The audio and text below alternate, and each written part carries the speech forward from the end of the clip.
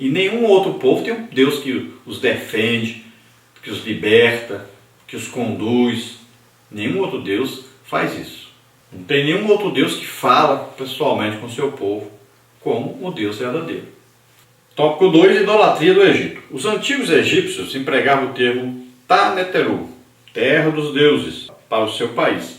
Olha, havia no Egito uma proliferação de deuses como as tríades, Osíris, Ísis e Horus, divindades padroeiras da cidade de Ábidos. Então esses três deuses. Os outros três deuses eram Ptah, Sekhmet e Nefertum, que eram de Mênfis. Havia também Amon-Ra, Mut e Quinson e Consu de Tebas. Os israelitas viviam em meio a essa cultura pagã. Então os egípcios diziam que a terra deles era a terra dos deuses. E nós vimos aí três grupos aí de deuses, né? A tríade. Então 3 mais 3 mais 3. E principalmente nessas cidades maiores, eles usavam essa tríade para colocar esses três deuses como principais. Como haviam muitos, eles tinham os seus principais deuses, que seriam para eles como os pais desses outros deuses ou os responsáveis por esses outros deuses.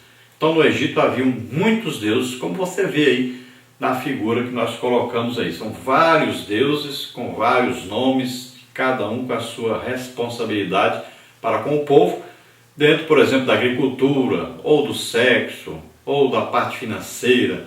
Para cada coisa tinha um Deus. E é do meio desse povo que o povo de Israel saiu. Mas veja que eles viviam num lugar separado e sempre foram educados e dentro de um sistema que era monoteísta, sempre educados falando de um único Deus. Mas veja bem que muitos deles ouviram e se misturaram no meio do povo egípcio. Agora, veja bem que esses mais antigos foram morrendo pelo caminho. Não iam entrar na terra prometida. Iam entrar os seus filhos, seus netos, seus bisnetos e tal, mas eles mesmos não iriam entrar. Se eles ensinassem pelo caminho isso para os seus filhos, Deus cobraria deles. Então Deus já está fazendo aliança com eles e dizendo que não existe outro Deus. Ele é o único Deus e deve ser ensinado isso para os seus descendentes. Tópico 3. Como Israel preservou o monoteísmo de Abraão? Os egípcios abominavam os pastores de ovelhas, principal atividade dos filhos de Israel. Por essa razão, os hebreus foram viver em Gósen, separados da idolatria. Gênesis 46, 34. Agora, o próprio Deus comunicava por meio de Moisés sua singularidade e exclusividade. Era a revelação da doutrina monoteísta. Então nós sabemos que quando José é ali o governador do Egito, ele manda chamar então seu pai, com a família do seu pai, e eles vêm para o Egito e vão morar na terra de Gósen, porque eles cuidam de ovelhas. E os egípcios não toleravam esse tipo de criação.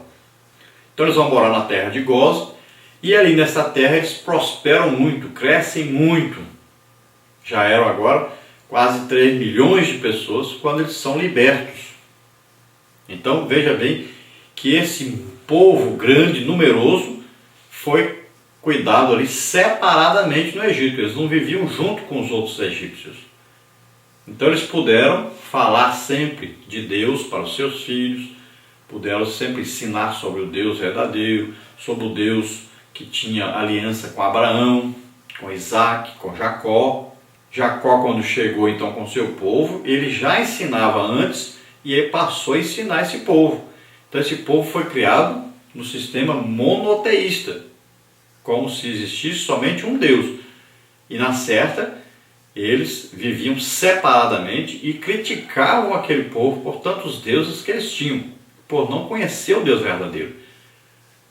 Então, a aliança esteve sempre presente e que o pai deles, Jacó, tinha aliança com Deus. Então, como eles eram descendentes diretos aí de Abraão, Isaac e Jacó, eles continuaram no sistema monoteísta. Quando Deus faz então aliança com eles, exige que eles continuem no monoteísmo, que eles não adotem os deuses que eles vão encontrar na terra que eles vão possuir. E Deus já tinha dado para eles e vai dar para eles uma orientação de quando entrar na terra, eles terão que destruir todos esses ídolos, essas imagens, e nunca admitir a idolatria dessa terra. Nós devemos também nos lembrar que esse conhecimento monoteísta foi passando de pai para filho. Veja bem que Abraão ainda viveu no tempo que Noé era vivo. E esses descendentes de Noé, principalmente da linhagem de Sem, eram adoradores do Deus verdadeiro, eram monoteístas. Então, até chegar ali no pai de Abraão, nós vamos ver que toda essa geração teve a oportunidade de passar o conhecimento de um para os outros. Eles iam passando de pai para filho. Por isso é que Abraão teve essa facilidade de ouvir a voz de Deus, de conhecer Deus, porque ele tinha a noção exata do monoteísmo. Embora vivesse numa sociedade que já adotavam vários outros deuses. Então vamos ver a parte número 3, exegese do primeiro mandamento. O que é exegese? É a explicação de alguma coisa.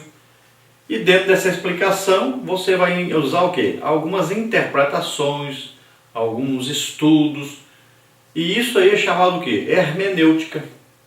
Então você vai pegar várias coisas, vários textos, vai estudar, vai ver de onde vieram, vai ver onde combina uma coisa com a outra, dentro da Bíblia que nós estamos falando. Então tudo isso chama-se hermenêutica.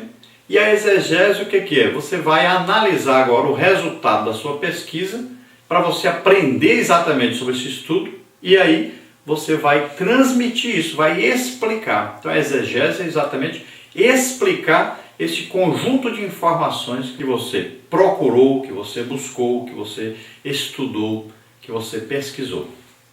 Então vamos ver aí, no tópico 1 é outros deuses, tópico 2 o ponto de discussão, e no tópico 3, aí nós vamos ver o politeísmo. Tópico 1 então, outros deuses. As palavras hebraicas Aherim e Elohim, outros deuses, referem-se aos falsos deuses. O substantivo Elohim se aplica tanto ao Deus verdadeiro como aos deuses das nações. No primeiro caso, é usado para expressar o conceito universal da deidade, como encontramos no capítulo inteiro de Gênesis capítulo 1, pois expressa a plenitude das excelências divinas. Essas palavras usadas significam deuses.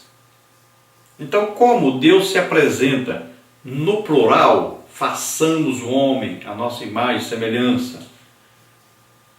Então, como Deus se apresenta aí nesse plural, a palavra usada é Elohim, porque é uma palavra que representa um plural. Para falar só o Deus único verdadeiro, não poderia falar Elohim, porque essa palavra é uma palavra que indica plural. Como eles não tinham conhecimento teológico da Trindade, isso só veio existir depois da igreja estar já fundada, lá para o ano 300 e pouco, aí é que foi então falar-se mais detalhadamente sobre a Trindade, e não tem essa palavra Trindade na Bíblia, você não vai ter essa doutrina na Bíblia. Então esse conhecimento veio a partir da comunhão com o Espírito Santo, que nós vamos ter então esse conhecimento que existe a Trindade, e nós vamos descobrir isso na palavra de Deus. Então veja só que naquele tempo não existia, nunca se imaginou. Um judeu, por exemplo, jamais admitiria que Deus é Pai, Filho e Espírito Santo, e que o Pai sendo uma pessoa, o Filho uma pessoa, o Espírito Santo sendo uma pessoa, e é Deus. Então para eles seria politeísmo isso, admitir 3 deuses na verdade. Para eles era isso. Não se cabe na mente de uma pessoa que não sabe o que é a Trindade, uma pessoa que não tem a revelação do Espírito Santo sobre a Trindade, não cabe na cabeça dele isso. Ele vai falar que nós somos aí adoradores de vários deuses, vai falar que nós somos politeístas, que nós somos idólatras, porque ele não compreende essa doutrina da Trindade. Embora que para nós que temos o Espírito Santo, isso está bem claro, bem evidente na palavra de Deus. Então, lá no Antigo Testamento, eles não tinham esse conhecimento. E a palavra então usada era Elohim, para indicar essa pluralidade de Deus. E veja bem que essa pluralidade está bem presente aí no Gênesis. Na criação, por exemplo, nós vamos ver que Deus é aquele que arquiteta, é aquele que planeja. Deus Pai faz isso. Ele planeja, ele arquiteta. Agora, precisa de alguém para executar o que Deus planejou.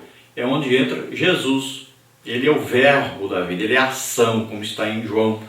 Ele que vem executar o plano de Deus. E tem que haver alguém que vai revelar isso ao ser humano, que vai convencer o ser humano das coisas espirituais, que vai revelar o reino espiritual ao ser humano. Aí que entra então o papel do Espírito Santo. É o Espírito Santo então que revela ao homem o que Deus planejou e o que Jesus executou. Então a salvação do homem Deus planejou, Jesus executou, morrendo por nós na cruz, e o Espírito Santo vem nos convencendo do pecado, da justiça e do juízo, e vem nos revelando esse plano para que nós possamos ser salvos. Então veja só, é um Deus só, mas que trabalha aí de três maneiras, em três pessoas distintas, porém com o mesmo objetivo, com a mesma essência, o mesmo Deus. Para o ponto de discussão, tópico 2. A expressão diante de mim, Deuteronômio 5:7b, em hebraico, alpanai, é termo de significado amplo, além de mim, acima de mim, ao meu lado, oposto a mim, etc. Essa variedade de sentido pode levar alguém a pensar que o primeiro mandamento não proíbe o culto dos deuses, mas a adoração aos deuses diante de Deus. Há quem defenda tal interpretação, mas é engano, pois o propósito de Alpanai aqui é mostrar que só Jeová é Deus. Não existe nenhum Deus além do Deus de Israel. Veja Isaías 45, 6, 14, 21, João 17, 3, 1 Coríntios 8, 6. Os deuses só existem na mente dos gentios, 1 Coríntios 8, 5.